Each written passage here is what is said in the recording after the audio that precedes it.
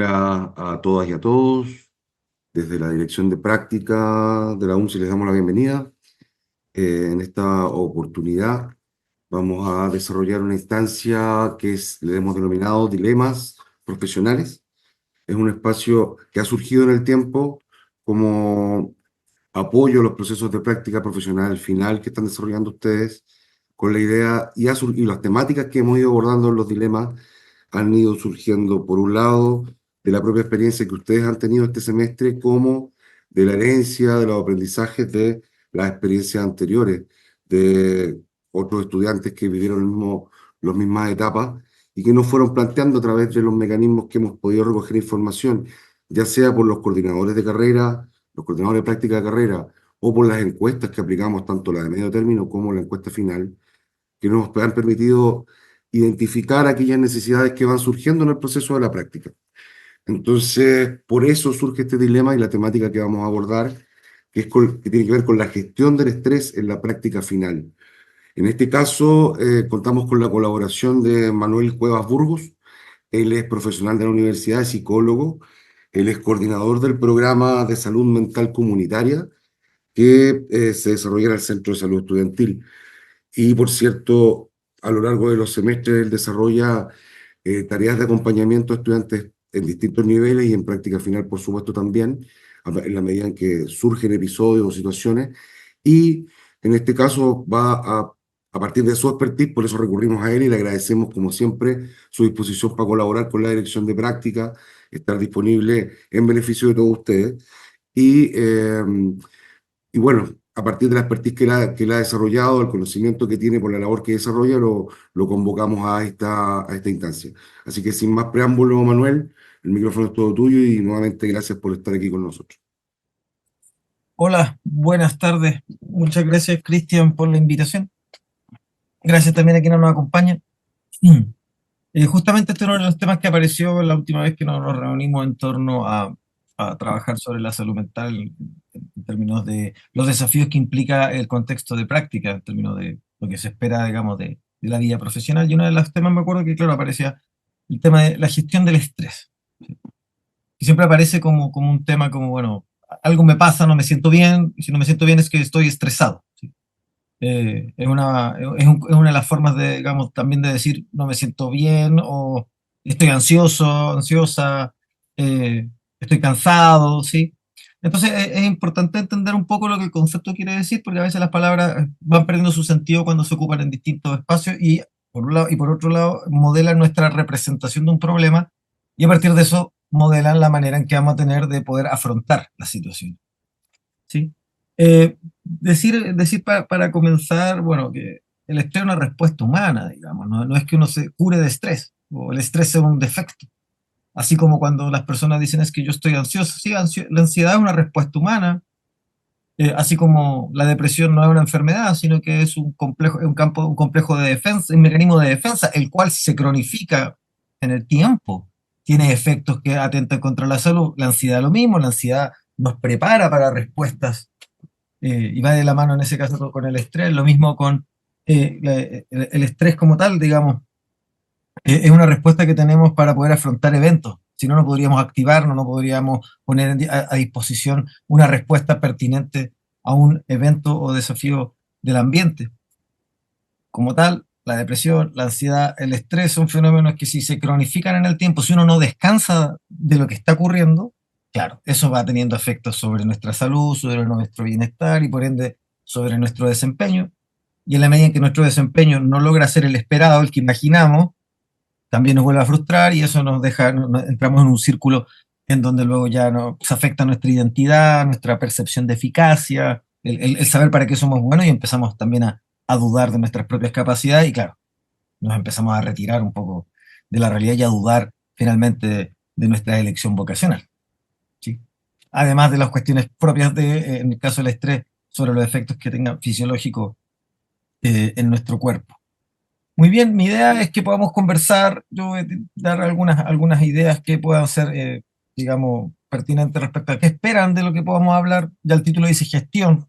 ¿Sí? Gestión es hacer algo hacer algo para que pase lo que tiene que pasar, digamos, para poder resolver, hacer cosas. Gestión en general es una palabra que implica hacer algo con lo que está pasando. Lograr un resultado. Entonces la idea es que podamos después compartir algunas ideas y luego podamos tener algunas preguntas y conversación para poder quizás definir nuevas acciones, nuevas formas de abordaje. ¿Sí? Entonces mi idea es que, bueno, no sé, si hay alguien que quiera decirlo tanto a mano alzada como por el chat, eh, ¿cuáles son sus expectativas cuando pensamos en esta charla la cual vamos a estar acá un ratito? ¿Sí? ¿Qué esperan? ¿Qué quieren saber? ¿De qué quieren precisamente conversar en este marco sobre la gestión del estrés en el contexto de práctica? ¿Aló? Sí, por acá, Carlos. Carlos, cuéntame. Bueno, a mí me hace ruido de inmediato el título con la palabra estrés, ya que me considero una persona que vive a diario con estrés, con muchas cosas en la cabeza, con muchas cosas en el día a día, y me genera ruido quizás de poder controlar, que quizás hoy día con esto pueda saber controlar o poder manejar este tema del estrés. Más que nada. Muy bien. Lo primero que hay que entender que, como decíamos al comienzo, que el estrés es una respuesta del organismo que nos permite movilizar recursos frente a las exigencias del ambiente, ya sea cuestiones que son propias, digamos, por decirlo así, propias del ambiente en términos eh, de responder para, en este caso, no sé, llegar a un lugar a tiempo, preparar un material, atender a un estudiante, atender a un usuario del sistema de salud, manejar un grupo. Se movilizan recursos, digamos, porque permiten generar una respuesta que tiene por lo general dos momentos. La respuesta de estrés nos permite hacer algo para afrontar esta situación respecto a atacar, agredir, estar, presentarse, manifestar o huir. ¿Sí? Entonces son respuestas que, claro, generan que nuestro cuerpo, desde uno podría pensar así, a lo mejor los estudiantes más ligados al área de la salud o las ciencias, aumenta el cortisol como una hormona que permite regular esta respuesta, generando aumento de glucosa en la sangre, inhibiendo otros sistemas para poder generar el foco respecto a esta respuesta. ¿Sí? El estrés puede ser básicamente escapar desde un estímulo, algo que nos desagrada, o también poder abordar, bueno, y sobre todo lo que implica exponerse a la evaluación de otros, a la opinión de otros, al juicio de otros. Y por lo general en los trabajos con personas uno está expuesto a un usuario que a veces se resiste a cooperar, un estudiante que no quiere responder, a dificultades de integración en el grupo y uno tiene que sostener eso. Y a veces uno dice, ¿qué estoy haciendo aquí? Digamos, sí, a veces uno, por eso decía yo al comienzo, uno puede dudar de qué estoy haciendo aquí. Frente al estrés, lo correcto sería huir, salir, pero claro, no podemos abandonar nuestra profesión, no podemos abandonar necesariamente o a priori un lugar de trabajo que nos resulte estresante. La idea de estrés también es respecto, tomando también lo que decía el compañero cuando dice muchas cosas. Sí, pues, cuando hay muchas demandas de distintos planos, crecer puede ser estresante. Eh, Irse de la casa puede ser estresante. Desarrollar mi primer trabajo ya profesional, donde tengo que dar cuenta de todo lo que aprendí, y es clásico también que uno dice, hoy pareciera que no me enseñaron o no aprendí todo lo que tenía que aprender en la etapa de pregrado. ¿Qué voy a hacer ahora? Y ahí uno empieza a buscar respuestas frente a eso. Y ahí, claro, uno hace cosas para poder responder.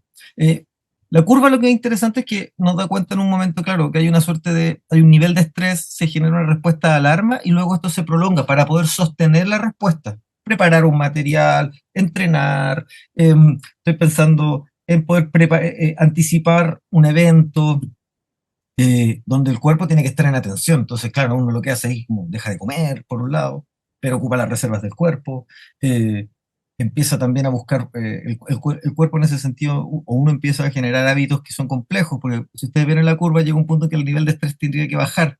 Sí, el cuerpo se desgasta. Y ahí es donde y ahí viene el problema. Cuando no hay oportunidad para dejarse, digamos, para descansar, para detenerse, para responder frente a este desgaste. No podemos vivir todo el tiempo estresados, nuestro cuerpo se daña. ¿Sí? Básicamente, en general, si decíamos que hay una hormona que está operando que modula esta respuesta. Si esta hormona no baja, daña nuestros órganos. Uno lo puede ver, por ejemplo, en lo que hace un conejo cuando en una situación en que está siendo cazado por un depredador, el conejo se alerta, se paraliza, se esconde, pero luego de eso no es que se detenga y se descanse. El conejo, frente al miedo de ser cazado, aumenta sus respuestas fisiológicas, aumenta sus latidos, pero queda con la hormona en el cuerpo. El conejo, de una manera maravillosa, lo que hace después de que pasa el peligro no es descansar, es salir a correr.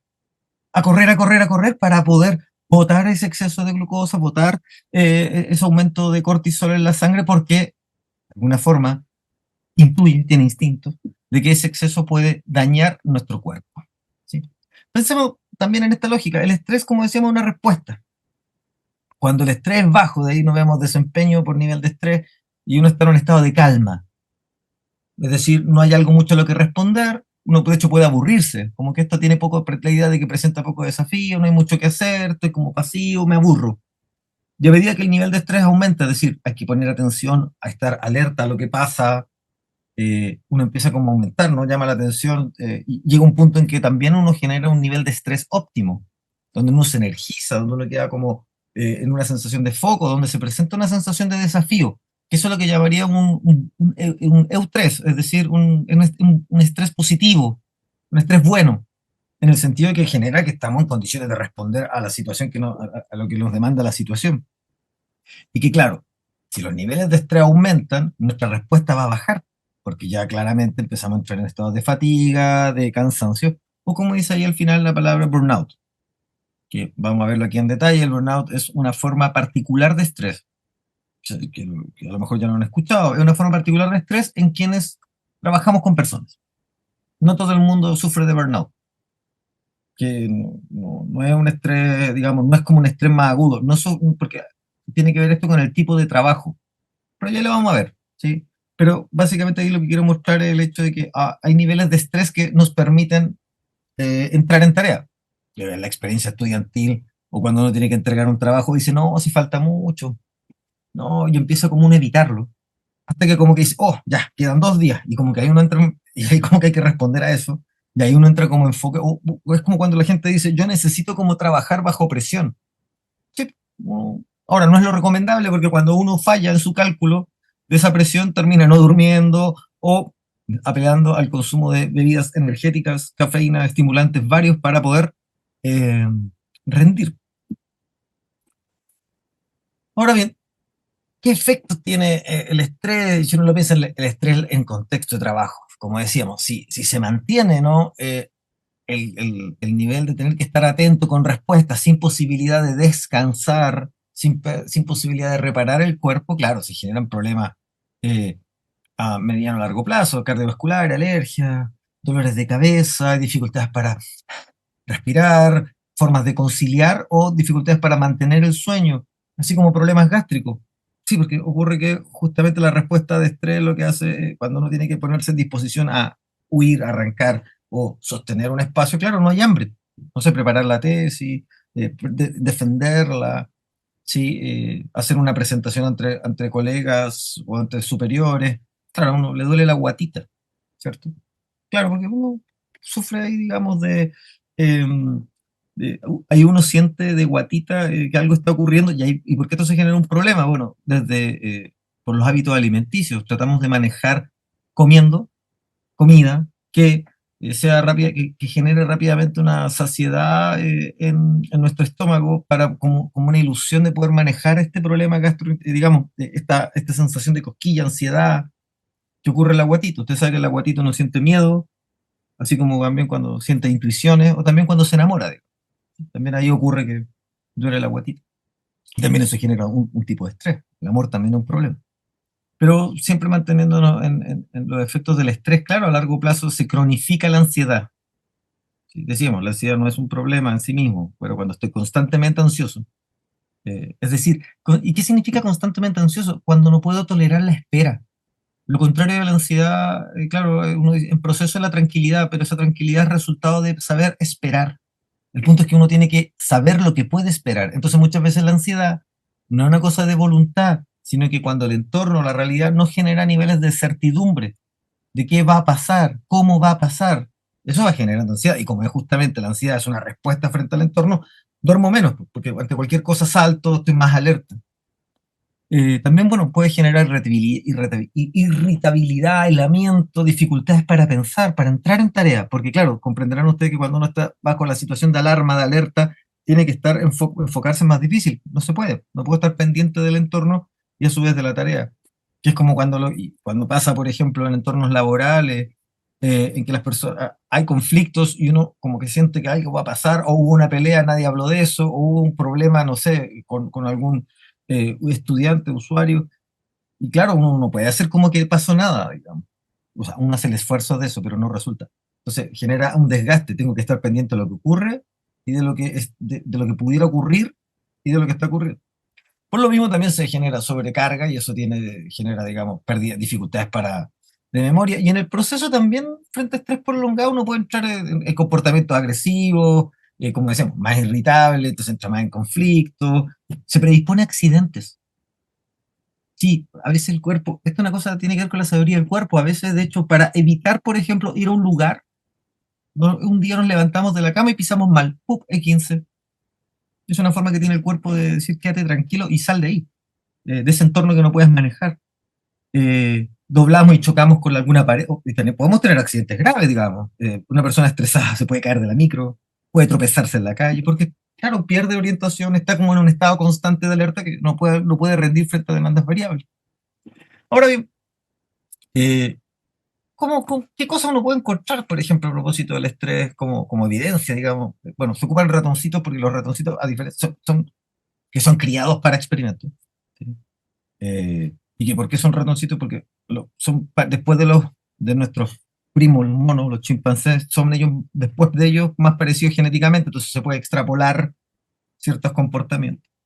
Y ya como a finales de los 60 se hacía un experimento, por ejemplo, que ustedes pueden ver acá, para pensar esto del estrés también. Hay tres ratoncitos.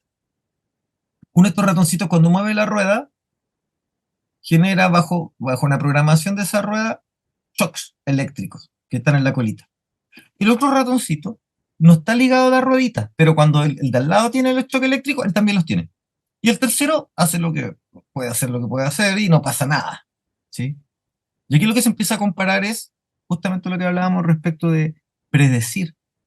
En ambos casos de las dos ratitas que generan el choque eléctrico, se generan úlceras. En ambos casos. Pero la diferencia y esto es lo interesante, que el que no tiene control, las úlceras son más profundas. Eso es interesante. Al menos el primer ratoncito, logra detectar que cuando está haciendo una actividad, logra establecer cierto patrón de regularidad. Al menos y logra anticipar, incluso puede llegar hasta decir, cuando pasa tantas vueltas viene el shock, lo anticipa. Este ejemplo, por ejemplo, permitió mostrar que una de las cuestiones tiene que ver con la anticipación. O sea, el ratoncito, además, después de ciertas vueltas le prendían una luz, lograba anticipar, le dolía menos. Hay otro experimento, no vamos a juzgar acá la crueldad del mismo, estoy hablando de lo que se ocurrió, la gracia de ciertos de los experimentos es no repetirlos, y ya están hechos. Ponían un ratoncito en una olla con agua, entonces tenía que nadar, nadar, nadar, y ese ratoncito ocurría que si nadaba, eh, moría finalmente, no de cansado, moría de que no sabía qué iba a pasar, se estresaba, ¡pum!, moría. Pero había otro experimento, una variable en que le tiraban un palito, entonces el ratoncito, miraba un palito, se afirmaba, y con eso sentía una cuestión de alivio, después igual se hundía y moría. Pero la diferencia está en que podía resistir más tiempo en el agua. Ahí aparece la idea, uno podría extrapolar a partir de eso, la idea de la esperanza. Si bien, y por eso tiene que ver a propósito de los mecanismos de estrés, de cómo afrontarlo, cuando uno sabe que puede esperar o tiene esperanza de que las cosas se van a acabar tal como son, ¿sí? Que las cosas van a dejar de ocurrir, de ser sufrientes. Esa es otra lógica. También en otra variante de este mismo experimento, a los ratoncitos, por ejemplo, después de los choques eléctricos, le permitían ir a roer un palito. Lograba con eso disminuir el tamaño de sus úlceras. De ahí viene que cuando uno está como estresado y empieza como a procrastinar para evitar a su vez enfrentarse a una tarea, empieza a comer. Sí, porque esa oralidad nos genera tranquilidad, podemos desplazar la agresión que no podemos controlar comiendo. Por eso fumar, masticar chicle, sí, morder el lápiz. Tiene que ver con eso. Y otras variantes de este mismo experimento permitían, por ejemplo, que hubiera otro ratoncito ahí y pudiera el que está con el choque eléctrico, pudiera pegarle al otro ratoncito. Y se ha visto en monos estresados después de una pelea, van y le pegan al que viene con jerarquía. Y a su vez esos monos se ha visto que va y le pega a una mona y después se ve que la mona llega y le pega a la cría. Sí, la violencia en general, las situaciones de violencia, donde la violencia no es solo que me ataquen, sino que muchas veces no sé qué voy a pasar frente a abandono o maltrato, genera que uno se agrede como forma de, como dice, se tira los pelos o el cuerpo empieza a somatizar o descarga. Maneja con la boca, con la oralidad, comiendo o atacando a otros. Y ahí se generan espirales de violencia donde siempre va de los pares hacia el más débil. Y bueno, y en estas variantes de experimentos se logró como tener, como decíamos, eso. Cuando hay algo que permite algo de esperanza, se atenúan los efectos. Es decir, cuando uno dice, ya, si esto ya dura 7 semanas, se va a acabar. Ya quedan 5, quedan 4, quedan 3. Esa certeza permite manejar a decir, ¿y esto no acaba nunca? Claro, porque si algo no acaba nunca, habrá que ver cómo salir. No es solo aguantar. Y por otro lado, esto también muestra que dentro de las formas de manejo, y nos he dado cuenta de nuestros comportamientos, el manejo mediante la comida, mediante también el entrar en conflictos con otros. De hecho, en contexto de trabajo y estudiar también un trabajo, una de las formas de evitar el fracaso, siempre digo así, ¿cuál es la mejor forma de no perder una carrera? No correrla. Entonces ocurre que una de las maneras de evitar el fracaso es evitar hacer las cosas. Y una de las maneras de evitar hacer las cosas, además de procrastinar y ponerse a hacer aseo, ir a comprar comida, no sé, planchar, o ver atracones, o ponerse a comer, o ver series y temporadas durante horas, también es pelearse con los demás, hacerse de una discusión, inventarse una cosa, y ahí con eso como que recuperar cierta sensación de control. Entonces ahí como lo que decía Carlos en un momento, ¿cómo controlar el estrés? Esa es una forma de controlarlo. El problema es que no soluciona nada. Es un control ilusorio. Vamos a ver si cómo se gestiona de mejor forma. Vamos a ver. ¿Qué otras cosas son interesantes también, creo yo, de compartir? Déjenme, oh, perdón, aquí. Este cuadrito uno ve, por ejemplo, de acuerdo a a los tipos de trabajo respecto de las exigencias psicológicas, donde justamente uno puede mirar en el cuadrito, ¿cierto? 1, 2, 3, 4, donde en 3, por ejemplo, en la vertical dice margen decisorio. Eso tiene que ver con el control de la tarea. ¿Cuánto puedo controlar yo mi carga de trabajo? Dado por la exigencia psicológica de la misma, la cual puede ser interpretada en términos de tiempo y plazo. Entonces ocurre que, claro, cuando yo tengo un trabajo que tiene alta exigencia psicológica, pero no puedo tomar decisiones, es decir, tengo menos autonomía, es decir, menos margen de control, claro, eso genera aumento de tensión psicológica y enfermedad física. No puedo controlar los ritmos de trabajo y tengo esta carga. ¿Sí? Así como, claro, medimos en el cuadro 3 y uno puede mirar ahí cómo diseña la investigación, de cierto, la observación, está en un entorno más bien solo, no hay cierta, bueno, también a veces hay presiones, los fondos de investigación tienen presiones, pero uno podría pensar que hay menor exigencia psicológica. No así cuando la exigencia es alta y el margen de decisión también es alto. Entonces uno podría decir, ¿cuál sería una de las maneras de acuerdo a esta forma de ordenar las cosas? Eh, bueno, perdón, y ahí está el pasivo, que es como, no hay exigencia, no hay márgenes, como que estoy esperando que pase y como que, claro, la persona se aburre, digamos. Pero claro, aburrirse no es un problema, genera riesgo de enfermedad. Sí, solamente genera como que las personas no tienen nada que hacer. Pero yendo a este punto, claro, ¿cuál sería entonces la variable? Hay tareas que no podemos disminuir la exigencia psicológica. Tenemos que estar siempre atentos, controlando entornos, manejando grupos, pero lo que sí podría moderar nuestro estrés es el margen de decisión, que puedo tomar decisiones, que yo tengo control. Ahora, eso no depende, no es una cuestión de voluntad, depende de, y aquí viene el punto, el estrés tiene que ver con la organización del trabajo, con el espacio de trabajo, que permita tomar decisiones. Y también ahí uno disputar las tomas de decisiones. ¿Sí? Y bueno, y eso es importante, yo creo, en esto, respecto a lo que significa ser un profesional.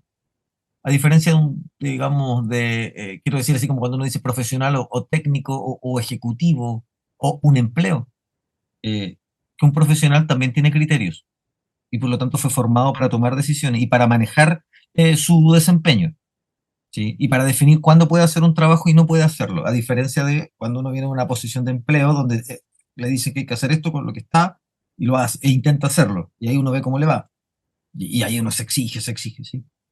Entonces, claro, tenemos, si uno lo ve por tipos de trabajo, claro, los trabajos administrativos y de bajo prestigio, muy burocráticos, son más bien pasivos. Ahí los problemas son otros, más bien de relaciones sociales, como que todo se vuelve un poco aburrido. Pero y las profesiones de alto prestigio social, donde hay espacio, claro, las personas tienen alto margen, tienen una posición más activa. Pero dónde está el estrés en los espacios de trabajo cuando hay trabajos industriales o trabajos repetitivos? Donde es como lo mismo siempre, siempre es lo mismo. Nuevamente se pierde la noción del tiempo, de la esperanza, ¿sí? Esa sería una forma de entenderlo, según, en este caso, según Caras. ¿Sí? Y aquí viene otra cosa interesante. Ya, ok, estoy yo y mi situación, yo y mis circunstancias. Y ya en el año, a finales de los 80 aparece esta lógica de, bueno, ¿qué pasa con el apoyo social? Porque uno en general no trabaja solo, trabaja con otros. Y hay una de las cuestiones que aparece interesante es que el apoyo social, entendido por la relación con mis compañeros y también en cierta forma con lo que hacen las jefaturas, permitía modular los efectos del estrés. Es decir, si el apoyo social es bajo, es más riesgo de que el estrés se cronifique, que nunca descanse, nunca se detenga, y eso genera una afección en el estado de salud. ¿Sí? De hecho, si uno lo puede ver en este otro tipo como de cuadro, que ya como que es un modelo tridimensional, uno puede ver que sí, si uno se fija, cruzando el anterior de alto control, bajo control de decisiones, muchas demandas, pocas demandas, ¿se acuerda el que veíamos? Eh, Cuando uno empieza a mirar la incidencia de trabajar aislado o trabajar en colectivo, el trabajar con otros disminuye el riesgo. Porque trabajar con otros implica hablar del trabajo, del sentido, oye, tú que llevas más tiempo, ¿cómo es? ¿Siempre es así? ¿Esto es lo que hay que hacer? O no, mira, no, yo sé que tú soy... Que son esas interacciones que uno empieza a tener en los espacios de trabajo.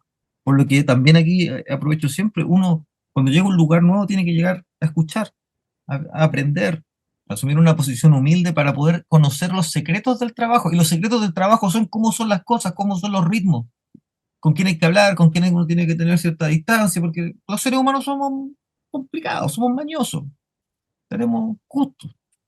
Entonces, uno ahí aprende cómo a saber dónde hacer, dónde ir, y ahí empieza uno a entrar en las lógicas propias de las organizaciones.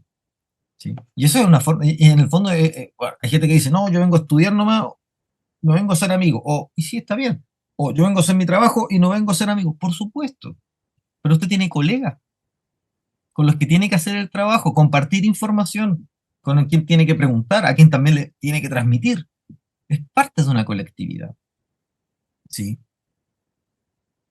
Ahora bien, también otra forma de pensar el estrés tiene que ver con la relación entre el esfuerzo y las recompensas, donde las recompensas, ojo, no pasan por el salario como primer factor. De hecho, la gente en general, los trabajadores que pueden hacerlo, los que pueden hacerlo, muchas veces pueden elegir para su propio bienestar un trabajo que tenga mayor capacidad de tomar decisiones, que genere más sentido. Esto es lo que yo quiero, yo siempre me imagino aquí, aún ganando menos. No existe la idea de que a una persona le pagamos más y va a rendir mejor. Existen tareas físicas. Si yo me pagan por una tarea repetitiva, sí, ahí resulta que si me pagan más por la tarea repetitiva, hago más, para apretar tornillos, tuercas, no sé, recoger algo, recolectar cosas, materias primas, por supuesto funciona. Pero en las tareas de alto contenido cognitivo, el salario no resulta un incentivo. Al contrario, termina resultando que las personas terminan pensando, como ahora van a ganar mucho más en un momento, empiezan a pensar en qué van a gastar. Empiezan a pensar tienen que hacer cosas para demostrar que lo están haciendo más bien. Se sobreexigen. Y frente a eso, bueno, genera a la larga peor rendimiento. No descansan, eh, no preguntan, porque hay una cultura también de que preguntar implica como que uno es poco profesional. ¿Sí? Entonces, claro, no es solo el tema del salario como única variable, lo que no estoy diciendo es que los salarios estén bajos, o sea, no sé si ya lo vieron, pero la mitad de los salarios no cubre la línea de la pobreza, que subir los salarios. pero no es necesariamente eso lo que terminaría afectando el tolerar trabajo repetitivo o maltrato en los entornos de trabajo. Bien, ¿qué más podemos decir hasta aquí? Bueno, hasta aquí patologías de lo que se llaman patologías de sobrecarga. ¿Sí? Y en esto tiene que ver con el estrés. ¿Sí? Una tarea prolongada en el tiempo, donde no hay posibilidades de descanso, pero también hay otras que son el burnout, propio de las tareas de servicio, otro fenómeno que es el karoshi, y los problemas musculoesqueléticos. ¿Y qué es lo interesante de esto? Que se sufre en general en la vida de exceso o de falta.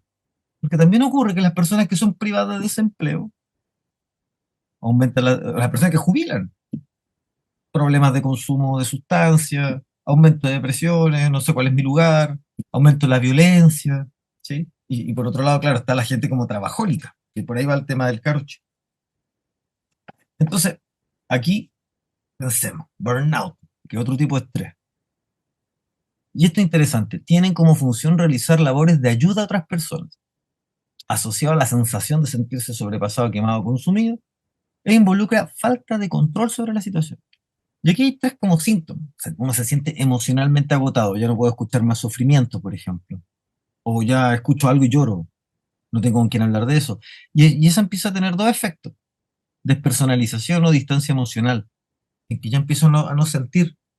Y claro, pues, uno como usuario o como estudiante se queja de que el profe es poco empático, de que el profe ve y no hace nada, de que voy y cuando me atiendo en el servicio de salud como que no les importa que a mí me duele. Sí, porque parte de la sobrecarga de la exigencia y de las presiones hace que las personas, para no volverse locas, tienen que tomar distancia, no sufrir. Y ahí se genera un loop, un problema, ¿no? Porque si la persona, yo siento que no me escucha, no me entiende, resulta que yo más me enojo, pues, y como me enojo el otro más más distancia toma, a un punto que ya después no puedo tomar distancia y aumenta el conflicto. Y aquí viene otra cosa, la sensación de bajo logro personal o pérdida de sentido. Y esto es interesante. Uno lo puede pensar así. Alguien podría decir, oiga, pero usted dice labores de ayuda a otras personas. Sí, ser profesor, ser funcionario de salud, trabajar con personas, pero no es lo mismo un vendedor o una cajera, que también ayudan y que también trabajan con personas. A ellos no les da burnout, les da esta sobrecarga, pero más bien se traduce en cuestiones físicas. ¿Por qué? Porque en estricto rigor no hay pérdida de sentido. ¿Qué quiero decir? Una persona no elige hacer una carrera en el retail, no, yo quiero ser vendedor o quiero ser cajero. No, son empleos. En rigor no son trabajos en tanto elecciones profesionales. Entonces, claro, el cajero, el vendedor, no les da burnout, les da estrés y se lesionan. Incluso se lesionan o tienen problemas con los consumos. Lo que veíamos un rato respecto a los efectos psicológicos conductuales. Pero no generan esto, que es sensación de bajo logro personal, de ¿sirvo para esto? Porque por último, cuando una cajera o un vendedor se sienten mal, sobrepasado, de maltrato, renuncian y cambian. En cambio, esto es como preguntarse, ¿y yo de verdad habré elegido bien? Y eso es complicado, y eso es triste. Y sabemos que es lo que ocurre en la estadística, ¿no? En los años de egreso, quienes se retiran de la profesión docente o los aumentos de conflictividad en los espacios de salud. Entonces, claro, uno dentro del burnout se encuentra como con efectos tales como la resistencia, por ejemplo, a los cambios. No, claro, porque como estoy tan exigido y ya arreglé cómo armar mi lógica, no me vengan con intervenciones propuestas o innovaciones. Ustedes van a encontrar que en los espacios de trabajo uno prefiere diablo conocido que santo por conocer. No quiere novedad, o incluso uno lo ha visto cuando he trabajado con personas con varios años de experiencia que dicen, no, si yo esta idea, esto ya es como tercera vez que veo esta idea nueva, que parece nueva, no funciona, en fin. La gente se cierra sus disponibilidades de espacio, empieza como a buscar formas de competencia también, para poder mejorar la percepción de autoeficacia. La autoeficacia es la idea de que si soy bueno o no para algo. Y eso impacta en el profesionalismo de las personas. Se pierde la calidad del trabajo. Fíjense en eso, se pierde los estándares de calidad del trabajo. Hay otro fenómeno también, y aquí ya les voy a dar la palabra de que conversemos un ratito, el karoshi. El karoshi es literalmente exceso de trabajo hasta morir. Son básicamente un fenómeno que ocurre en la cultura laboral de Japón, donde las personas fallecen en sus lugares de trabajo porque pueden estar trabajando 60 horas, con descansos muy breves, y generan muertes súbitas debido a enfermedades, digamos, accidente cerebrovascular, isquemia, eh, o incluso también quienes se suicidan en su lugar de trabajo, generando también que las personas también cuando tienen el día libre o no pueden estar conectadas al trabajo generan ansiedad. Claro, ahí este es un ejemplo de una cultura en donde es como que uno está como literalmente, uno es su trabajo, hay un honor puesto en juego, porque recordemos lo que veíamos la última vez que nos vimos, el trabajo es una forma de poder, de sostén de nuestra identidad, de quiénes somos. ¿No? A mí, cuando uno me dice, oye, ¿tú qué haces? O sea, a mí me preguntan, ¿tú qué haces? Uno dice, soy psicólogo, ¿no? Pues uno técnicamente uno trabaja como psicólogo, uno no es psicólogo. Pero las personas, claro, el trabajo es tanto que la gente espera que uno diga que uno es, ¿sí? No que trabaja, entonces uno es docente, es kinesiólogo, es profesor, es director, ¿sí? O sea, entonces es interesante también pensar eso, porque una de las maneras también, en general frente a la vida, uno tiene dos formas, o sea, uno puede huir, retirarse, renunciar o deprimirse, o generar una respuesta ansiosa, hiperactiva y tener que estar trabajando, redoblar, y además hay una cultura del rendimiento, de tener que llegar, de trabajar, digamos, se me viene así como que dar hasta que duela, ¿no? De estar ahí arriba de la máquina sin parar. Bien, ¿y qué podemos hacer entonces para manejar el estrés? Bueno, estas cuestiones son propias del autocuidado, sí, que tienen que ver con responder al sueño, al ejercicio. Debemos entrar en detalle, ¿no? Porque para darles la palabra, ¿no? Eh, pero como cuadro general, después podemos entrar en detalle. Generar tiempos personales, hobbies, reírse. Uno dice, ¿a esta altura de qué? Digamos, está como todo más para llorar que para reírse, pero hay que buscar una manera de reírse, permitirse reír. Eh, la lectura, meditaciones. Estas son sugerencias, digamos. Cada quien ve su propio estilo, que es, a ver, cada quien sabe qué es lo que le hace sentir bien, qué lo pone contento, ¿sí? Estar con otros, desarrollar, como decíamos, hobbies, pasatiempos, ordenar, tener rutinas de cuidado personal, también el cuidado de la salud, ¿sí? Son formas de la hidratación, el sueño, como cuestiones que uno puede manejar, que es como el primer círculo de manejo del estrés. Pero el segundo, y el más importante, es lo que podemos hacer con otros. Con otros, me refiero no a otros amigos, familiares, pareja, sino que con otros compañeros de trabajo. Y ahí es donde justamente esta perspectiva es relevante, porque esto implica identificar la relación con el trabajo, con los compañeros, con repartir la pega, con pedir reconocimientos tanto materiales como simbólicos, procesos de cooperación, de que necesito a otros para trabajar, de que necesito que mis jefes decidan, ¿sí? Entonces, esas son las cosas, o que toman decisiones. Y claro, si uno lo coloca aquí, esta perspectiva es la que además está más probada de que genera mejor, que genera salud. De hecho, si ustedes ponen ahora en Google así como estrés, Chile 2024, les van a salir como cuatro noticias de, oh, los chilenos están muy estresados, se sienten agotados, se sienten cansados, y las recomendaciones son, si ustedes entran en los links de revistas como empresariales, es que hay que cuidar a los trabajadores, porque se ha visto que, claro, si alguien está agotado, aumentan las licencias, aumenta la licencia, aumenta la sobrecarga a los que se quedan, se aumenta la sobrecarga a los que se quedan, eso a su vez pierden capacidad creativa y baja las calidades del trabajo, aumenta el conflicto. Entonces, hoy día también hay entornos, los entornos laborales tienen la sensibilidad de reconocer que hay que cuidar, pero cuidar, claro, que hacen ya de una hora de yoga, pausa activa, que no digo que esté mal, porque era lo que veíamos antes, autocuidado como, el del autocuidado como individual, pero lo que realmente tiene efecto, que está estudiado, es cuando cambiamos las reglas del trabajo, las formas de trabajar, y para eso nos damos normativa y organización, ¿sí? Muy bien, hasta aquí, preguntas, comentarios.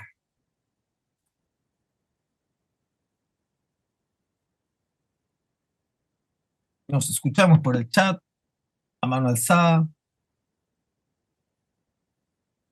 porque de ahí nos queda un par de láminas como para mirar también cómo entendemos todos estos procesos que he enunciado hasta aquí a grandes rasgos. Dudas, inquietudes, comentarios, observaciones, reparos.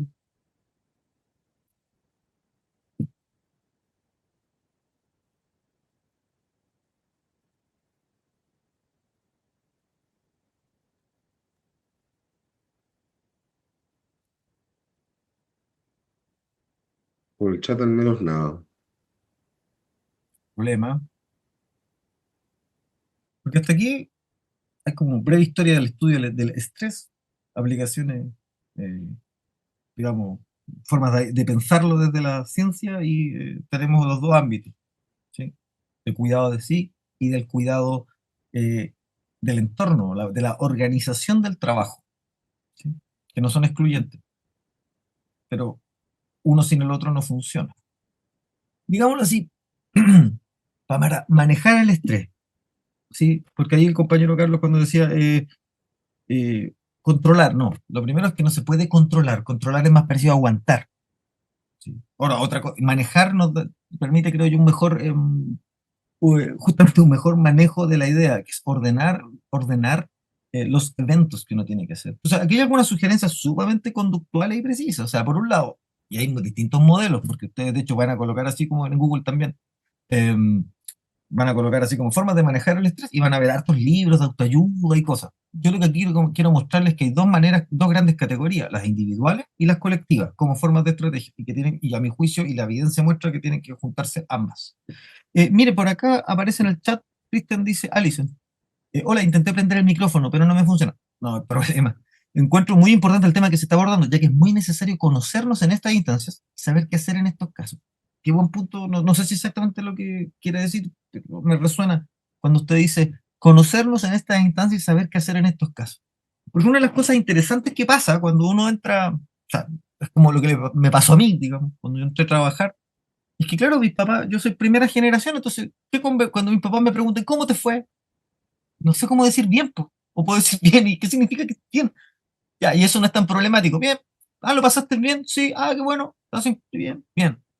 Pero ¿cómo le explico cuando lo paso mal? Porque si le explico a mi mamá que me fue mal, va a hacer dos cosas. Ella no va a entender cómo ayudarme porque no conoce mi profesión. Y yo no voy a tener cómo explicarle. Y si le explico y me voy a frustrar porque no me va a entender, se va a enojar. Y si me enoja, yo también me voy a enojar. Estallo, irritabilidad, conflicto. ¿Con quién tengo que hablar? Con los colegas, con mis pares, con los que entienden. Entonces, eso es interesante y es parte también de lo que es crecer, pues llega un punto en que te separas de la familia, porque incluso aunque no sea usted primera generación, también hay problemas, hay diferencias disciplinares. No es lo mismo trabajar en la industria que trabajar en servicios, ¿sí? O en la extracción de materias primas, ¿sí? ¿Sí? O en fundaciones, ONG, organizaciones éticas. Entonces sí, es importante conocerse qué le pasa al otro, pero con los colegas, porque nadie mejor que otro colega entiende lo que uno vive. Y en ese sentido uno podría pensar, como de estos modelos que uno puede encontrar. A mí me gusta, por ejemplo, este que encontré, como las 6 pepitas de oro del buen trabajo, que uno, alto nivel de influencia. Es decir, que uno puede tomar decisiones, puede decir cómo hacer las cosas. Y eso tiene que ver con el estilo personal, la adscripción a un enfoque, una mirada, ¿sí? Alto nivel de sentido. Esto, aunque es difícil, me agota, pero para mí es gratificante. Aporto al país, esto es siempre lo que quise hacer, me gusta ayudar a las personas, ¿sí? Alta predictibilidad, lo que decíamos un rato, que partíamos con el tema de estos experimentos. Cuando uno sabe lo que va a pasar y cuándo va a pasar. Porque la predictibilidad no es tanto lo que va a pasar, sino que cuándo. Cuando uno entonces puede tener control del entorno, ¿sí? Buen apoyo social de los compañeros y de los jefes. Y aquí viene un punto interesante como estrategia. Buen apoyo social no es como que la gente, bueno, sí, cuando uno entra a un trabajo uno trata de no molestar y no quiere preguntar mucho porque si no como que tiene el temor de que va a quedar de poco profesional. Entonces uno anda como callado al principio y la gente uno esperaría que se acerque. Bueno, a veces pasa, pero hay entornos en que eso no pasa, o culturas en que eso no pasa. Entonces, también ese es el desarrollo de una habilidad de cómo hacer preguntas. ¿A quién? Cómo pedir ayuda, cómo pedir cooperación, cómo pedir retroalimentación. Jefe, me gustaría conversar con usted. Mire, llevo tanto tiempo acá, me gustaría que observara mi trabajo y me contara qué piensa de mí, cómo me ha visto. Parece raro, pero es una forma de buscar apoyo, retroalimentación, predictibilidad, sí, eso habla bien. O preguntar a los demás, con los compañeros. Bueno, de ahí viene la lógica de pagar el piso. ¿Han escuchado eso de pagar el piso? Pagar el piso, claro, está asociado como a ir a beber alcohol después del horario laboral. Es una forma, no es la única. Hay culturas que no hacen eso, comparten un almuerzo, el que es pajarito nuevo se pone con el postre. ¿Qué es lo que busca eso? Básicamente son espacios fuera del entorno laboral en donde uno aprende los secretos. Ojo, él y ella andan juntos, no te acerquís tanto porque se enoja, es celoso. No, mira, ese enojón. Mira, a ese hay que hablarle de tal manera. Y en todo el espacio de trabajo hay uno que quiere contarle cosas a los nuevos. ¿Sí? Y claro, uno puede decir en la cultura, por ejemplo, a propósito de pagar el piso, tiene que ver con el manejo, en las culturas laborales, con el manejo del alcohol. Lo que se hace es probar que las personas tienen buena cabeza, que no se les sube el alcohol a la cabeza y hacen cosas vergonzosas. Que hay control del estrés, es una manera de medir el control del estrés. Ver si usted se puede tomar una cosita tranquilito. Son culturas del trabajo, no es que usted lo tenga que hacer, pero esa es la lógica de pagar el piso. Uno paga el piso donde va a estar, paga el acceso a los secretos de un espacio de trabajo, porque algunos vienen porque no. Son esos trucos, son esas cuestiones de oficio. Al tiro voy con el chat. Recompensas adecuadas. ¿Sí? Eso también es interesante. Como decíamos, no son solo materiales. A veces uno necesita tiempos y uno también puede pedir tiempos. ¿Sí? Negociar.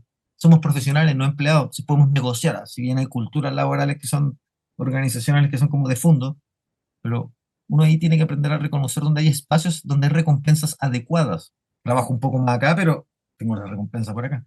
Exigencias adecuadas también implica que estén al alcance. Debemos entrar en detalle. Quiero ver la pregunta que también nos continúa haciendo Alison. Exactamente, creo que es muy importante poder hablar sobre las cosas que nos hacen sentir mal. Sí, y sin vergüenza. Aquí nadie tiene la culpa de sentirse mal. Hace poco escuché en mi sala de profesores la gran necesidad de tener psicólogos para docentes con la finalidad de abordar problemáticas que suceden en el colegio. Exactamente. Como alguien que los ayuda a pensar. Porque hay muchas cosas que suceden que a veces uno se congela y no sabe qué hacer al respecto. Bien, congelarse. Justamente es parte como del el freezing, congelarse como respuesta frente a un evento estresante.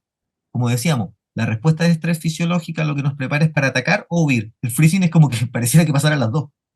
Y ahí viene el burnout, porque como otra forma de hacer, de no saber qué hacer y que no se note, es hacer como que no lo veo, po. Y eso, claro, a la larga aumenta la frustración del estudiante, y a su vez eso termina aumentando el desorden, y a su vez eso termina el ataque y después los conflictos entre ellos.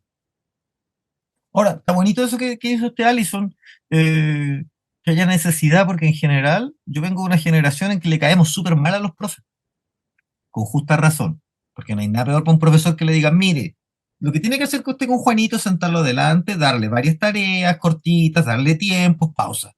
Los profes hace 30 años decían, sí, ok, pero hace 15 años como ya, ¿y cómo lo hago cuando tengo a la mitad de un curso con eso?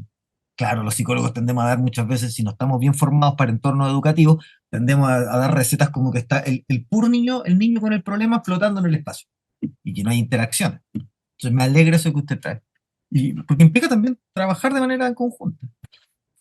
Y sí, pues los psicólogos que trabajamos, yo trabajo también formando psicólogos para escuelas, claro, implica entender lo que le pasa a la salud a un docente, su lógica de trabajo, eh, para poder asesorar, acompañar, a veces escuchar, ¿sí? Para poder permitir alivio. Claro, básicamente la idea, el docente es un trabajador que no quiere llegar a su casa a seguir hablando de lo mismo, porque hablarlo seguir en un estado de tortura.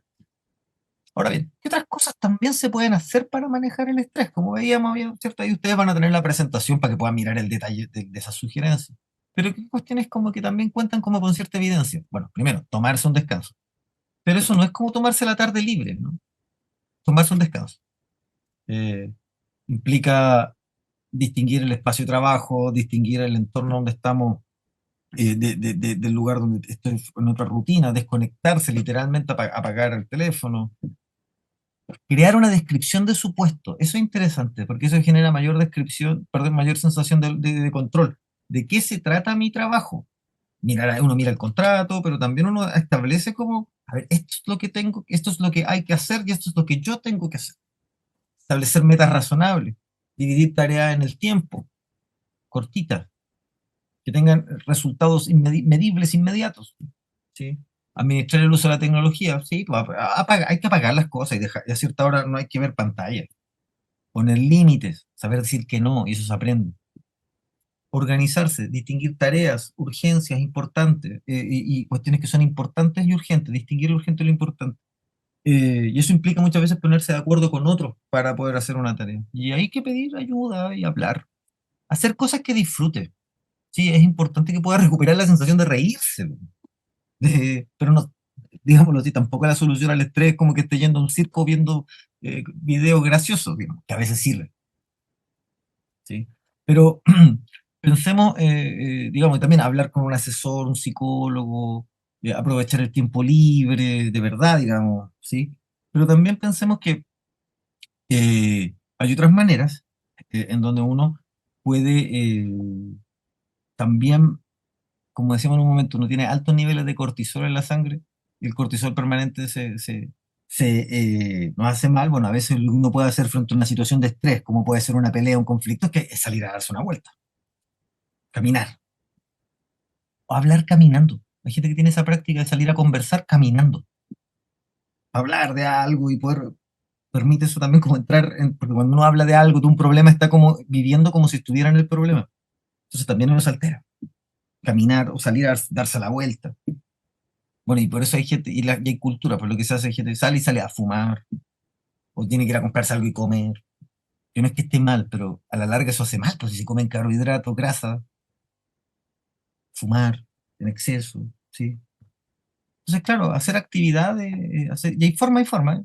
Y aquí, por ejemplo, como para ir terminando como sugerencia, hay algo que esto está tomado de la psicología deportiva, que se llama el mental toughness, que apareció en psicología deportiva, pero hoy día se ocupa, por ejemplo, para el entrenamiento de gerentes generales que están sometidos a alto estrés cuando son gerentes generales transnacionales. Porque lo tomo de ahí porque, bueno, ahí se gasta plata para poder generar a sujetos que tienen que estar en alto rendimiento, con altos montos de estrés, a cargo de mucha gente con mucha plata.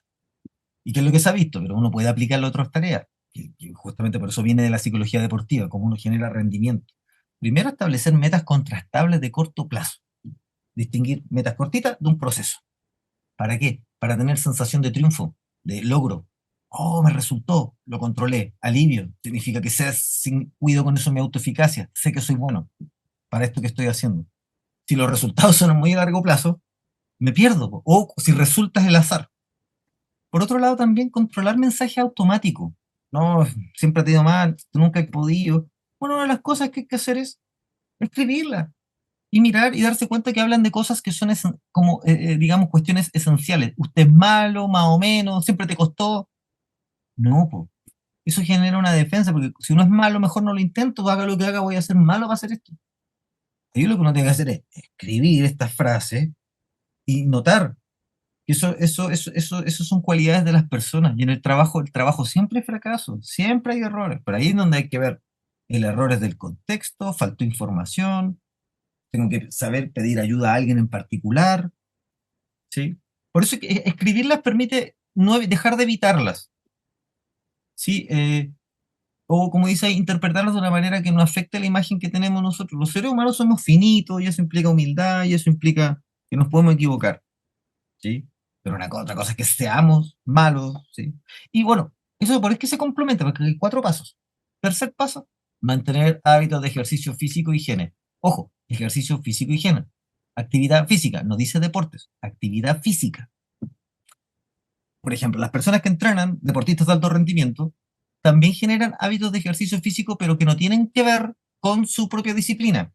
Porque lo que quieren hacer es, primero, desde regular hábitos y también generar sensación de control. De hecho, en lo concreto, lo que se hace en estos casos es planificar tareas semanales en donde uno involucra, y se ha visto, comience con 3 días a la semana no consecutivos. No diga ya el lunes, martes, miércoles, no. Lunes, miércoles, viernes. No aumente las cargas inmediatamente. De hecho, yo he visto estudiantes con temas angustiados en la práctica, ¿no?